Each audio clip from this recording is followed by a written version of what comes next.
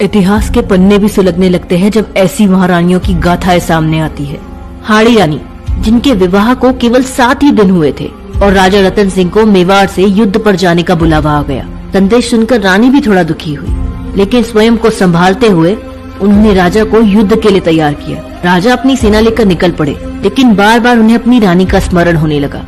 आधे मार्ग से ही उन्होंने पत्नी के पास एक संदेशवाहक भेज दिया। पत्र में लिखा था कि प्रिय, मुझे भूलना मत, मैं जरूर लौट कर आऊंगा। संभव हो सके तो अपनी कोई प्रिय निशानी भेज देना।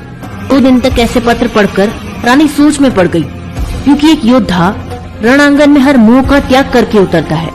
अगर उनके पति इसी तरह से मोह से घिरे रहे तो शत्रु से कैसे लड़ेंगे। उन्होंने संदेशवाहक को अपना एक पत्र देते हुए कहा, मैं तुम्हें अपनी अंतिम निशानी दे रही हूँ, इसे थाल में सजाकर मेरे वीर पति के पास पहुँचा देना। पत्र में लिखा, प्रिय, मैं तुम्हें अपनी अंतिम निशानी भेज रही हूँ और तुम्हें मेरे मोह के बंधनों से स्वतंत्र कर रही हूँ। अब निश्चिंत होकर अपने कर्तव्य का पालन करना। पत्र संदेशवाहक को देखकर उस महान देवी ने अपनी तलवार निकाली और एक ही वार में अपना सर धड़ से अलग कर दिया।